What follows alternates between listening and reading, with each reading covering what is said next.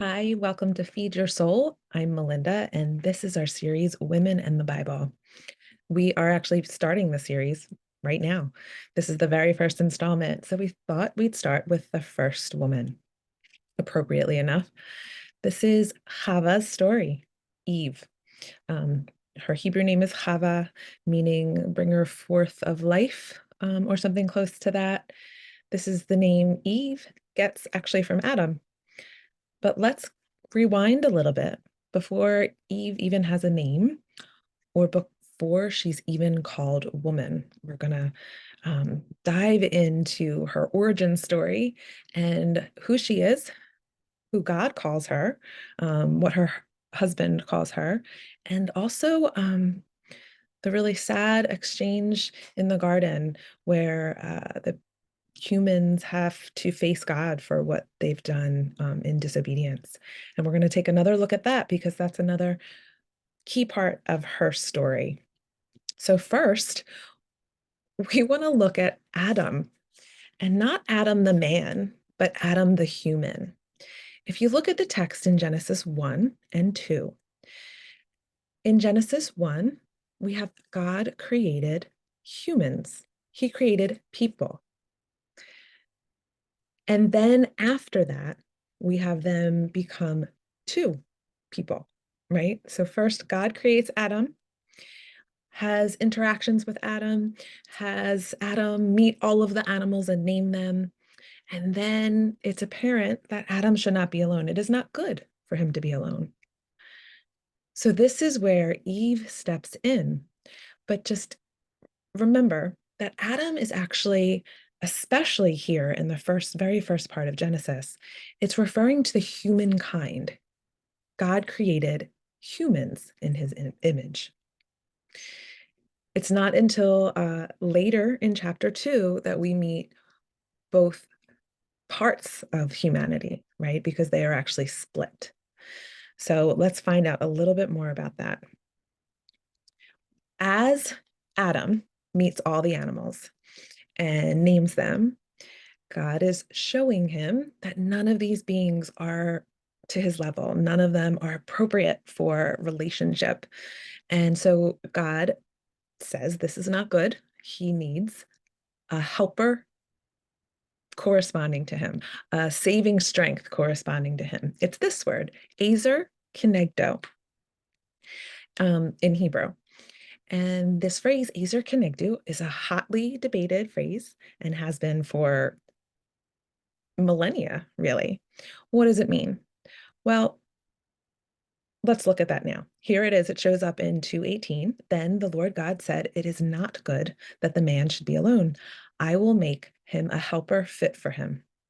That's what a lot of the translations say. They word it some kind of a helper fit for him. I think the King James version calls it a help meet. And it can be okay, helper, fit for him.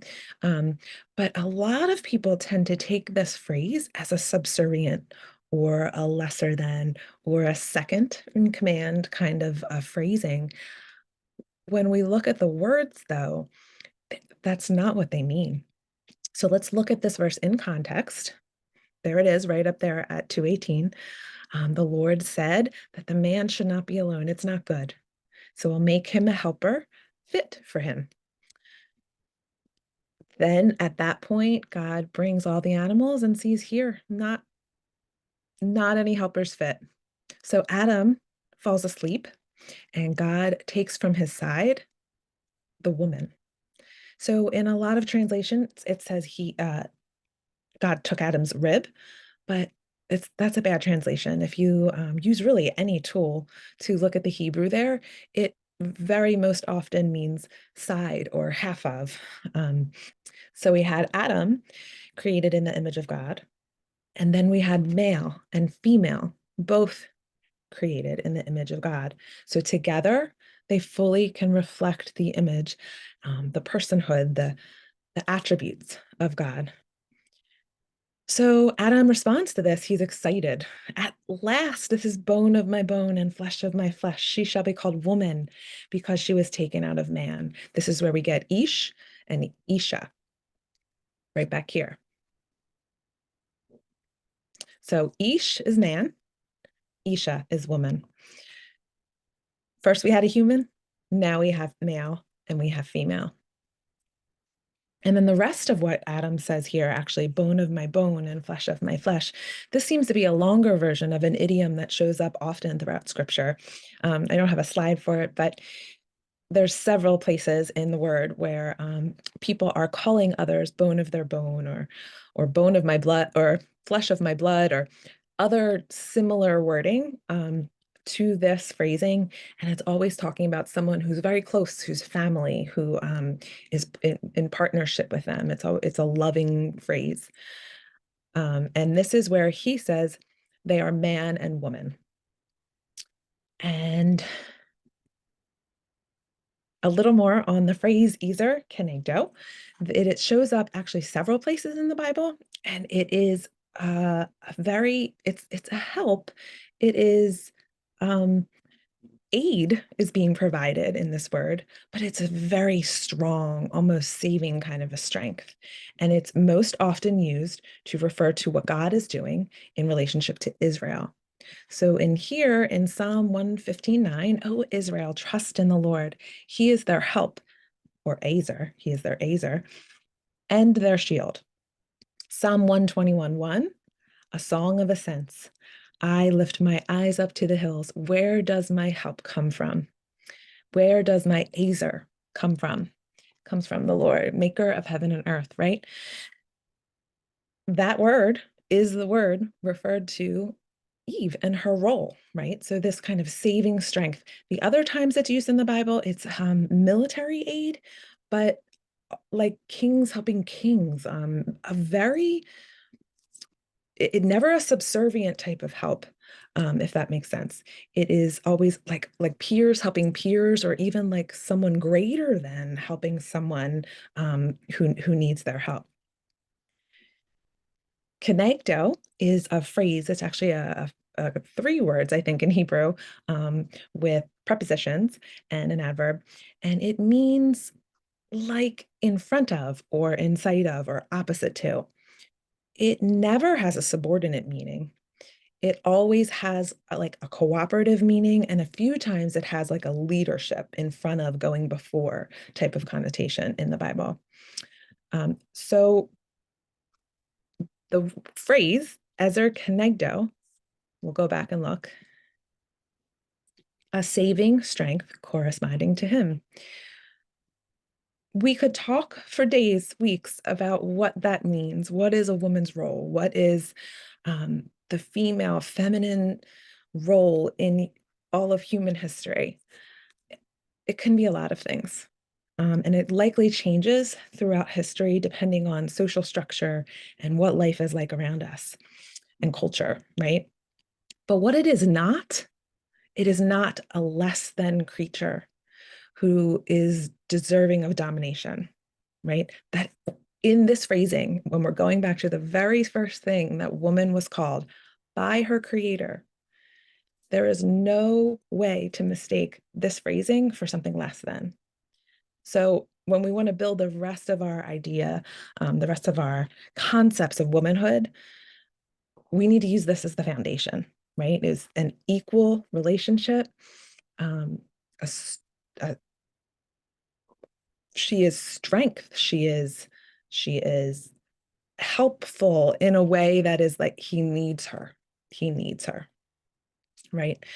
He is the other part of what he used to be. He is missing her attributes, right?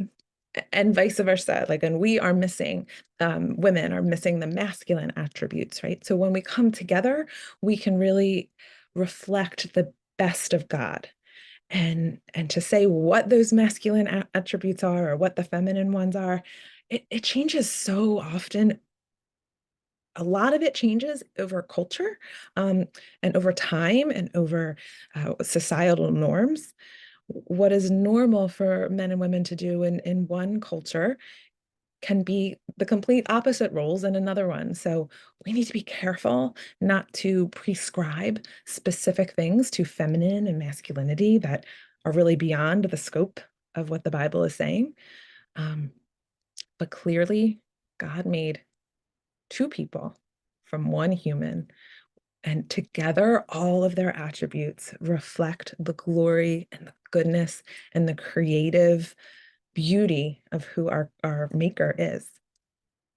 So it's a beautiful, well thought out, wonderful plan for humanity, but it got corrupted, right? So here in Genesis 3, in most of our Bibles, it's called the fall. We, I don't like that phrasing. It's more like they were pushed or an attack. We see here why this beautiful mutual relationship that God created, this perfect partnership, didn't seem to last very long because Eve was deceived by the serpent, this mysterious creature who was clearly out to harm the humans in the garden. And he told Eve some lies and distorted some truths, and she fell for what he said. And Adam went ahead and joined in along with her. So the serpent, you should pull out your Bible, look at Genesis 3. The serpent there is talking to both of them. It's a plural use of the word you. You surely will not die. So he's talking to more than one person, talking to more than one person, and is very likely talking to both Adam and Eve because she ate the fruit, and then the word says, gave it to him, her husband who was with her.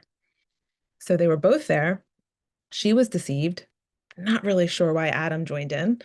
Um, and it really created this cascade of effects, of events that led to them having to leave the garden in a different type of relationship. So there were consequences that happened. Disobedience to God creates consequences. So if you haven't read the chapter 3 in a while, pull it out and so you can get the whole context in front of you. But honestly, a lot of translations aren't true to the Hebrew. And I'm not sure where the breakdown is or why, but the King James, not the New King James Version gets it closest. And also, I took some of these ideas from the work of Joy Fleming, who wrote a book on the subject. But here is like the best true to the text translation. I will multiply your sorrowful toil and conception. So if your translation says, I will multiply or greatly multiply your pain in childbirth, the word pain is a specific word in Hebrew, itzabam, I think I'm saying that right, and it's only used 3 times in the whole Bible. The other time is when it's spoken to Adam here in the next verse, and the second other time is when it's spoken about by Noah's parents talking about the soil. Every time it's talked about, it's about the ground, working the ground in sorrowful toil. Okay, so we're going to keep those meanings in mind here. And then it's not in childbirth. There's no in the sentence. I speak a little Hebrew. I can read like this much Hebrew without going to a concordance. And I know the word for end and I know the word for in. It's not in the text. The word is and. It's a conjunction. It's not a preposition. So I will multiply, or greatly multiply your sorrowful toil, so of the land, and I will multiply your conception. So it's like, here's a consequence. This is a consequence because the ground will be cursed. But here's also a promise that Eve will have many children. And then the next part of the sentence says, with labor, or some versions say, with pain, you will bring forth children. Now, that word for pain or labor, it could mean with a little bit of hardship, with great labor, with pain. So, with some kind of effort from yourself, you will bring forth children. It does not talk about birth. There are different Hebrew words for delivering. Like it's usually the word delivering, which I have that here. It's yalad, is the word that's used when someone's giving birth. So that word is nowhere here in this text. So God did not curse the woman by changing her body and changing the amount of pain that she would experience while giving birth. The ground is what has been cursed. And now the life that they've created, um, in that life, it will be laborious or stressful or painful that we're going to be bringing up children this way. But at least in the text here, it does not have a connotation to a painful childbirth and delivery.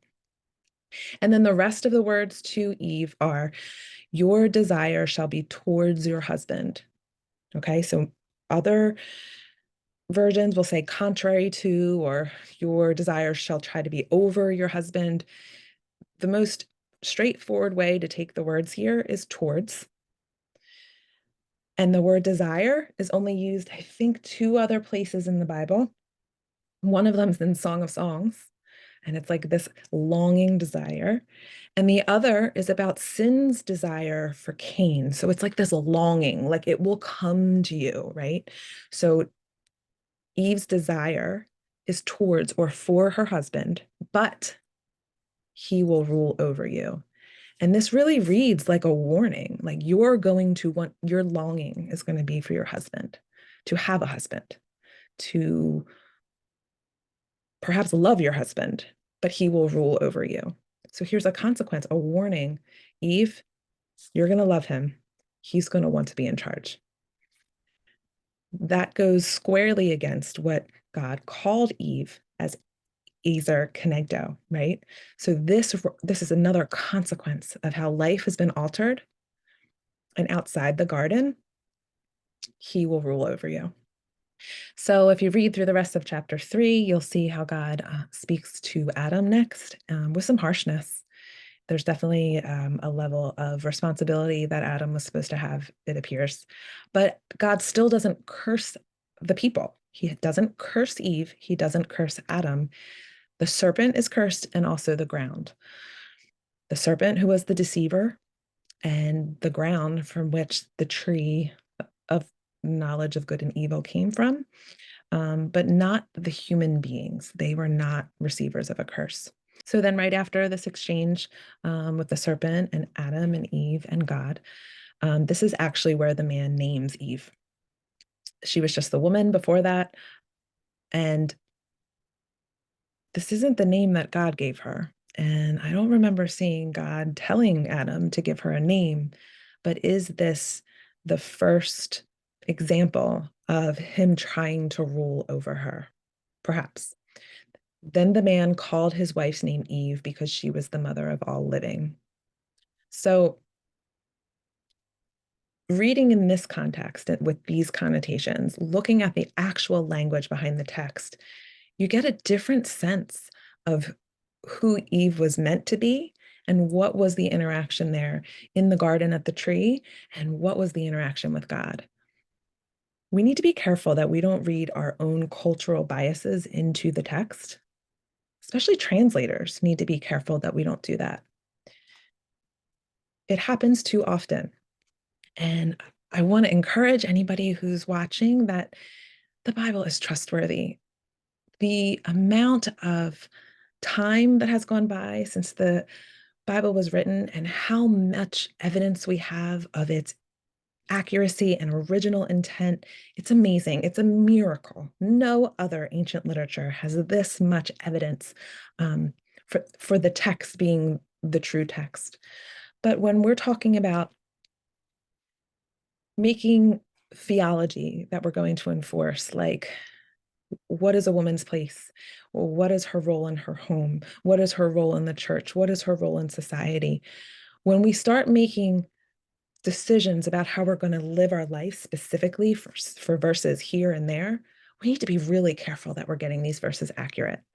So there's no excuse at this point, right? The language is there, the resources are available. We can all learn a little bit of biblical languages, and certainly the people who are taking on the project of translating the Bible can get to know the biblical languages a little bit better in their proper context. So I think that wraps up our study on Chava, the first woman, Eve. She's the mother of all living. and she deserves to have her story told accurately. And join us for our next installment of Women and the Bible, and we will see you soon.